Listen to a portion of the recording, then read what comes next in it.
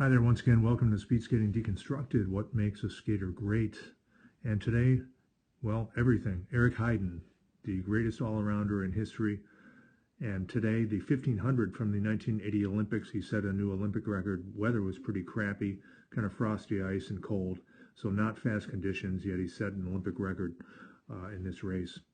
Several things to point out in this that are spectacular and we can learn from them. First of all, his opening technique is really, really good, even relative to the clap skate era. His turns, he's ahead of his time. Straightaways, really good timing, and I'll show you some differences between claps and non-clap skates, the fixed hardtail skates. Also, he demonstrated great poise in this race because he had a near fatal slip, not fatal death-wise, but for the race it would have been over, and demonstrated great poise in that moment.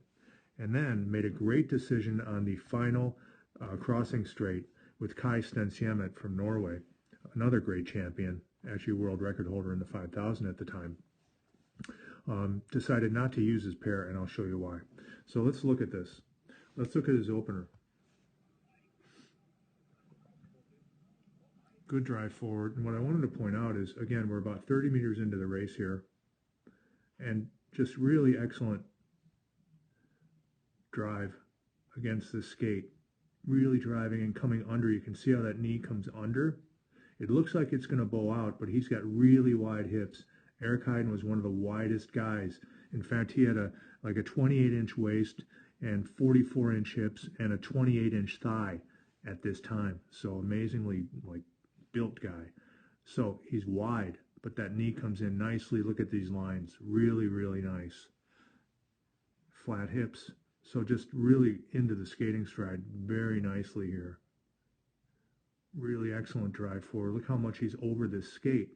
This is excellent. And it's not surprising because he's Eric Heiden. So we expect that from him. But in slow motion, you can just really see as he gets more into his stride how much he's got on that skate. Just tons and tons of power on a single skate.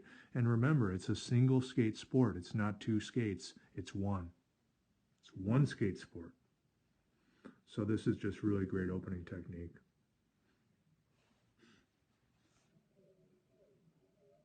Just great drive forward into the ice, good position. Now let's look at his turn. I want to show you. He's right on the blocks, which is a great thing. In those snow lanes days, you could be right on them. Notice how the exit is so much different here. It's just right into the straightaway.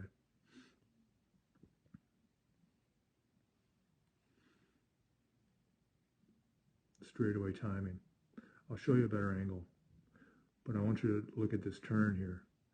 He's ahead of his time in his turns because that's a really good drive forward. This is a second outer in a 1500, and again, it's the same basic concepts. One skate on the ice. He's done with the right, left is working. So very, very clean. Ahead of his time with this drive forward too, because a lot of people were driving much more out to the side with the left and less forward with the right. Heiden figured it out, and Diane Holm, his coach, figured out, guess what? We're moving forward through space, so why don't we try this? Let's push down into the ice, drive this skate forward more instead of being linked to the rear extension.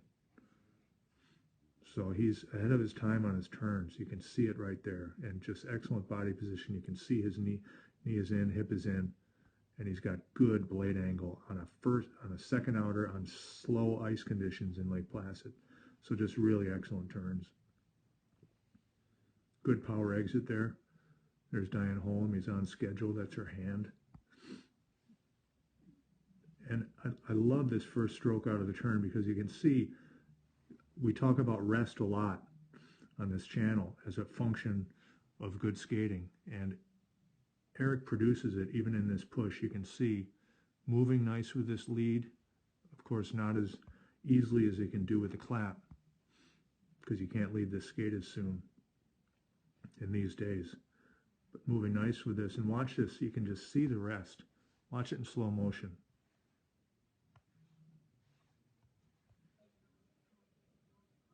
good rest recovery, which is essential in a 1500. 2 minutes of work, it's the most lactate building, highly anaerobic race there is, but just nice, really good lines. More in the middle, and here's where it's different. Notice where his skate's going to come down. This one's going to go out. You don't want to do that with the clap, but in these days you had to because you simply couldn't leave the skate as early. Comes through, and notice knees a little wide. This side is better. Skaters are always asymmetrical. I haven't seen one skater that's symmetrical, but really coming through nicely. Again, one skate coming with this right now, out over it.